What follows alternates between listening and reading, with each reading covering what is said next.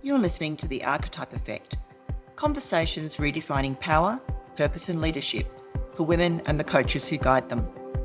I'm Ros Cardinal, leadership coach and creator of the Women's Leader Archetypes.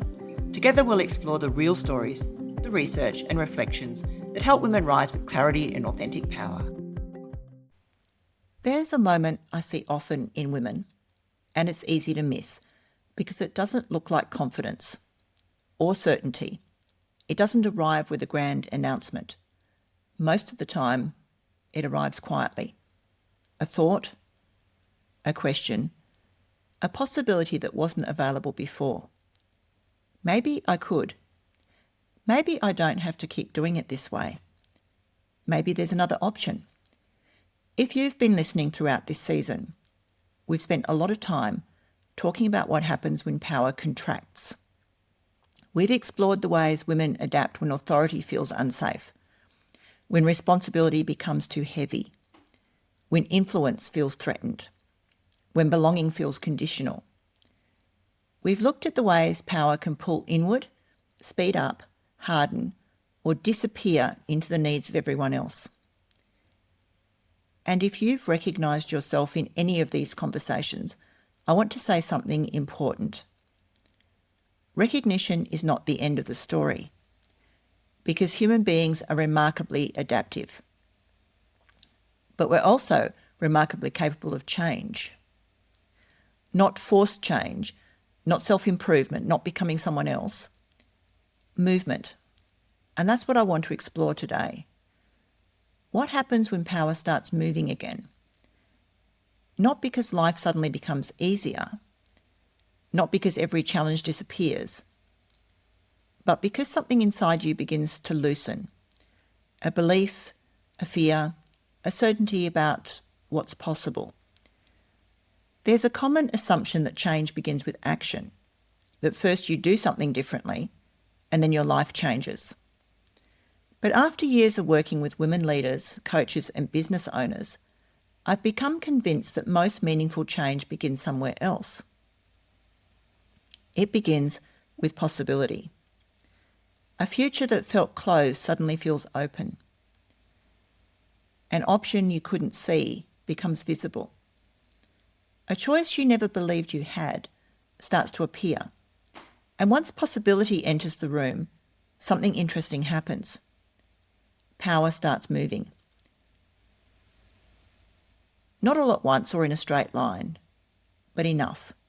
Enough to have a different conversation, enough to ask a different question, enough to imagine a different future. And often that's where everything begins. One of the reasons many women miss the early signs of change is because they're looking for the wrong thing. They're waiting to feel confident. They're waiting to feel ready. They're waiting to stop doubting themselves. They're waiting for fear to disappear. And because none of those things happen, they assume nothing is changing. But power returning rarely feels like confidence at first. It feels like possibility. And possibility is much quieter. It often shows up in ways that seem almost insignificant. You stop rehearsing a conversation for 3 days before having it. You put your hand up for something before you've completely convinced yourself that you're qualified for it. You say no without writing a 5-paragraph explanation. You share an idea before it's fully polished. You ask for help. You delegate something you've been carrying alone. You let someone else solve a problem that you'd normally step in and fix. None of these moments feel particularly important at the time. In fact, many women barely notice them,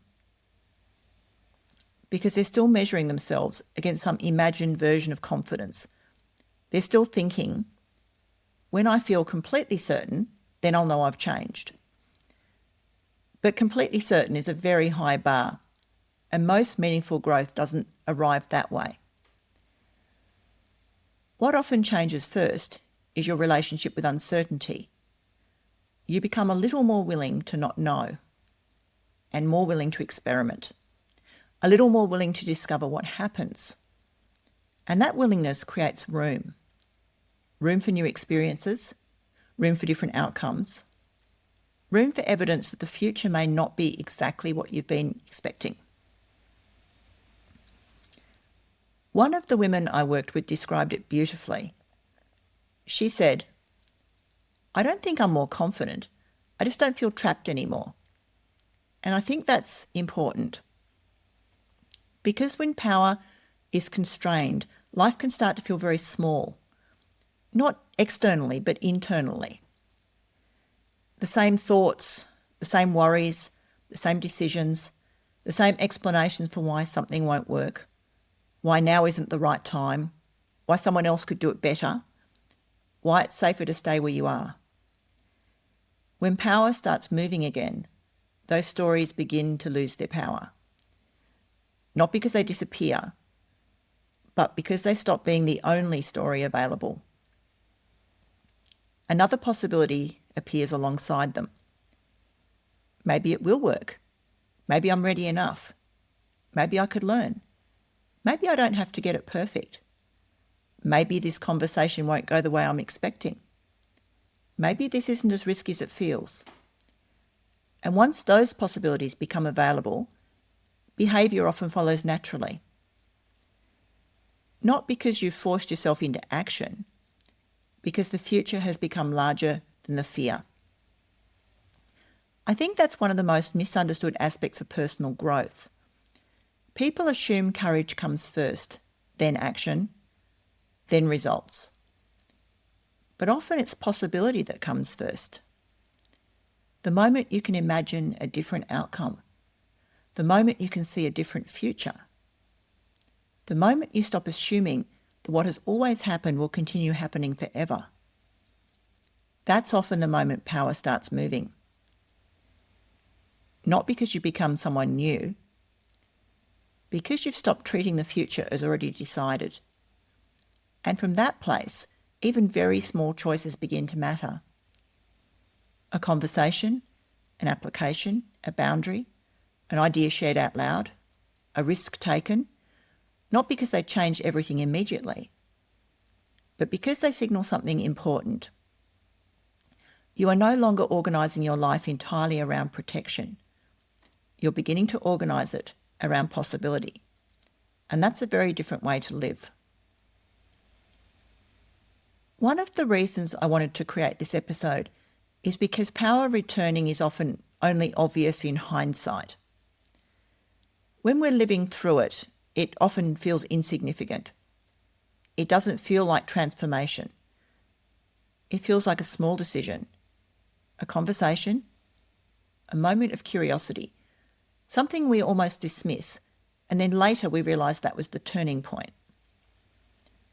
Let me tell you about a few women I've worked with over the years. Their stories are different, but they all have one thing in common. None of them knew they were standing at the beginning of something important. There was a woman I worked with a few years ago. She was highly capable, thoughtful, the sort of woman who'd done all the preparation. She'd built the skills. She'd done the research. She'd talked to people who had already done what she wanted to do. And every time we met, we'd talk about the future she wanted. A future that genuinely excited her. But we'd also talk about all the reasons she wasn't moving ahead. The risks, the uncertainty, all the things that could go wrong. And then I asked her a question. I said, "What would you do if you trusted yourself to handle whatever happened next?" There was a long pause, not because she didn't know, because she did. She'd been talking about it for months, maybe years. The issue wasn't that she didn't know what she wanted. The issue wasn't that she lacked a plan. The issue was that she'd been waiting to feel certain before she moved, and certainty never arrived, because certainty rarely does. What changed after that wasn't the situation. The risks were still there, all the unknowns were still there, but what changed was her relationship with them. She stopped asking, "What if it doesn't work?" and started asking, "What if I'm capable of handling whatever happens?" And from that point on, possibility started becoming more influential than fear. Another woman had a very different story. She was a leader in a large organisation. She was highly capable, highly respected, the person everyone relied on. If something went wrong, she fixed it. If someone was struggling, she stepped in. If a decision needed making, she made it. For years, she carried far more than anyone realised.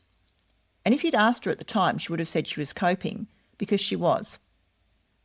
Until one day she took a week's leave and nothing fell apart.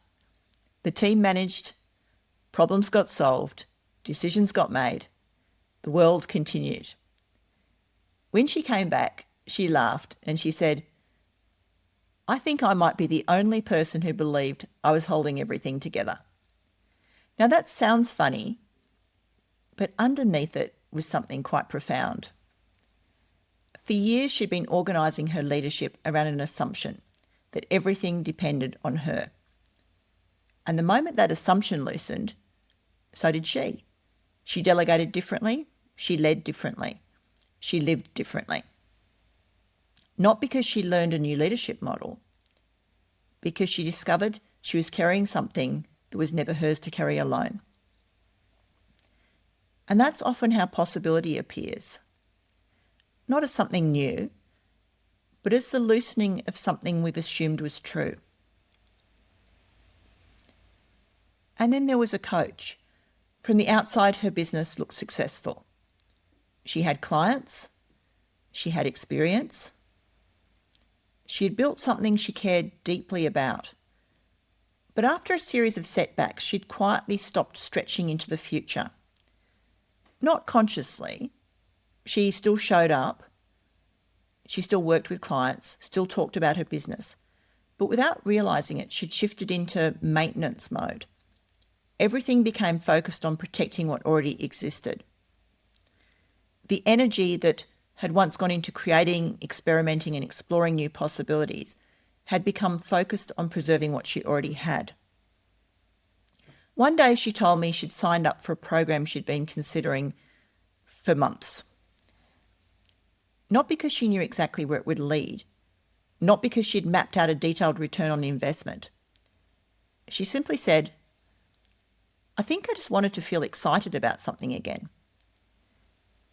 And that sentence stayed with me because excitement is often one of the early signs that power is beginning to move.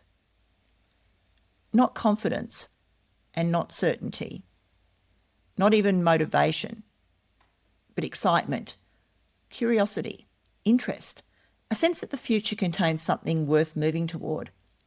And within a few months she was creating again, writing again, building again. Not because someone gave her permission, because possibility had returned. And maybe that's the thing I want you to notice. None of these women changed because someone fixed them. None of them discovered a secret strategy. What changed was much simpler. The future stopped feeling closed. And when the future opens, even a little, power starts moving.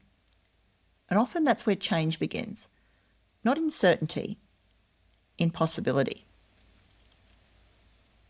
For some women, possibility sounds like freedom. For others, it sounds like contribution. For others, it sounds like influence. And for others, it sounds like connection. The destination may be different, but the feeling is surprisingly similar.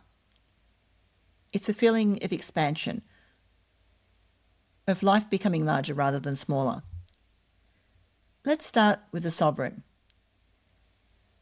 For the sovereign, possibility often arrives as a future she can suddenly see. A vision. A sense of direction. Not necessarily a detailed plan, just a knowing. A feeling that there's something more available than the life she's currently living. I often see sovereign women become restless before they become clear. They know something is no longer aligned. Something's become too small, too constrained, too disconnected from who they're becoming. And then one day they catch sight of a possibility, a role, a project, a cause, a version of themselves they haven't fully stepped into yet. And the question that begins to emerge is, what if I trusted myself? Not what if it works, not what if everyone agrees. What if I trusted myself? Because at her healthiest, the sovereign's power has always come from authorship, from creating a life that reflects who she is. For the warrior, possibility often sounds different. It sounds like relief. Not because she lacks ambition, but quite the opposite. The warrior usually has no shortage of goals, no shortage of things she wants to build, achieve, or create. But many warriors have spent so long carrying responsibility that they forget what power feels like when it isn't heavy. So possibility arrives as a surprising question. What if I didn't have to do all of this alone? What if support was available? What if success didn't require exhaustion? What if achievement could feel energizing again? I've seen warriors transform, not because they became more driven, but because they stopped believing that carrying everything was the price of achievement. And when that happens, something beautiful returns: joy. For the wise woman, possibility often begins with curiosity, a connection between things that nobody else has noticed yet. The wise woman is often at her best when she's learning, exploring, sharing, and helping others make sense of complexity. So when her power starts moving again, it often sounds like, what if I shared this? What if I taught this?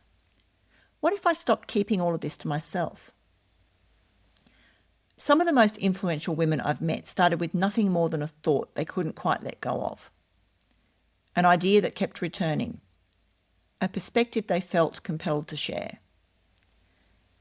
Not because they wanted attention, because they wanted contribution. And possibility for the wise woman often begins the moment she allows what she knows to start circulating again. And then there's the tribe builder.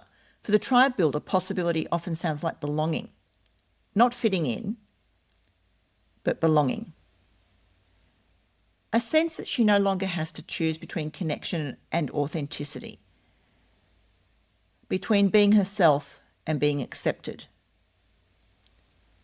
between expressing what she really thinks and maintaining relationships.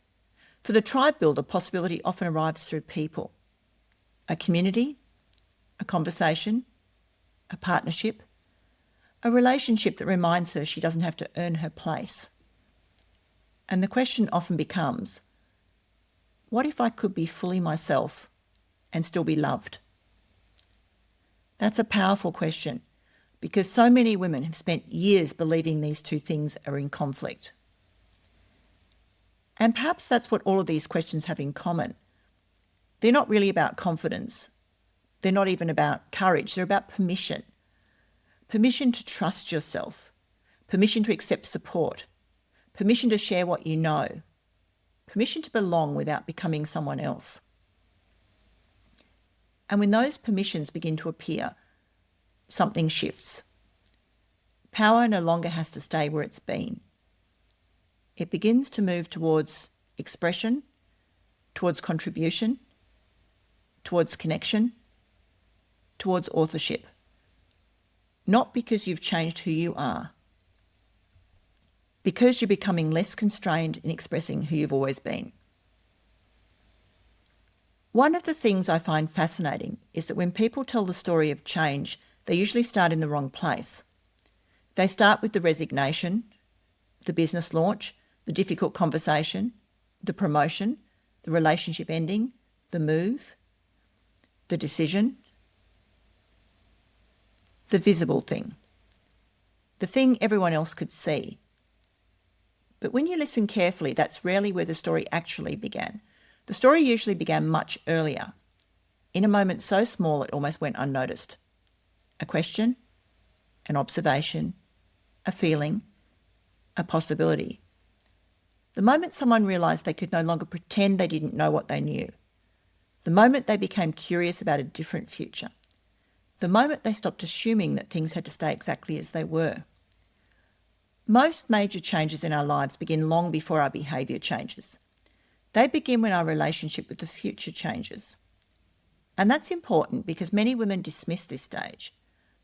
They tell themselves nothing is happening. Nothing's changed.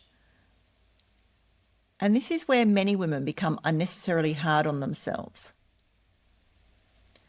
Because they mistake preparation for failure, reflection for avoidance, emergence for inaction. Now, sometimes people do avoid. Sometimes fear absolutely does keep us stuck. But that's not what I'm talking about here. I'm talking about the period before a seed breaks the surface. The period when growth is happening underground. It's invisible. It's quiet. It's easy to dismiss if you're only looking for evidence above the ground. We don't dig up a seed every day to check if it's growing. We just trust the process. We trust that something is happening even when we can't see it yet. And yet when it comes to our own lives, we often demand visible proof long before change is ready. I've seen women spend months in this space, sometimes even years. Not because they're incapable of change, but because something new is organising itself. A new identity, a new direction, a new understanding of what they want. And while that process can feel frustrating, it also deserves respect because rushing it doesn't help. There's wisdom in allowing possibility to just mature, in allowing a new future to become clear enough that action begins to feel inevitable rather than forced. One of the reasons I wanted to create this episode is because I suspect some of you listening are in that space right now. You haven't made a decision yet. You haven't taken the leap. You haven't announced anything. You haven't done the visible thing. And because of that, you may believe nothing's changing. But perhaps that's not true. Perhaps the change is already underway. There's wisdom in just allowing possibility to mature, in allowing a new future to become clear enough that action begins to feel inevitable rather than forced. Because not all change begins with movement. Some change begins with orientation, with a quiet shift in the way you see yourself, the way you see your future, the way you see what might be possible. And when that shift happens, something important is already underway. The action simply hasn't caught up yet. As we come to the end of today's conversation, I want to leave you with a thought. Not a strategy or a framework, but a possibility. Because if you've recognised yourself anywhere in this episode, there may be a temptation to look for evidence. Evidence you're changing, that you're making progress, that power's returning. And sometimes that evidence is easy to see. A decision you've made, a conversation you had, a step you've taken. But often the first signs are much quieter. A question you can't stop thinking about. A future that keeps calling to you. An idea that refuses to go away. A growing awareness that something in your life no longer fits. A sense that there might be more available than you've allowed yourself to imagine. Those things are important, not because they prove anything, but because they often signal that something is already shifting under the surface. The future is beginning to feel different. And sometimes that's enough. Enough to loosen an old certainty. Enough to consider a new possibility. Enough to begin moving in a direction you couldn't see before. Perhaps that's the real beginning of change.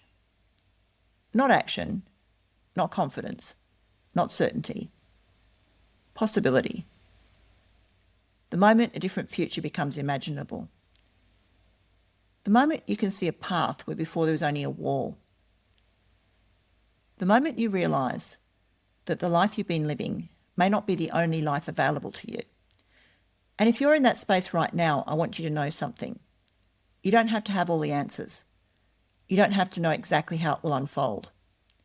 You don't have to feel completely ready. You simply have to stay curious about what's becoming possible.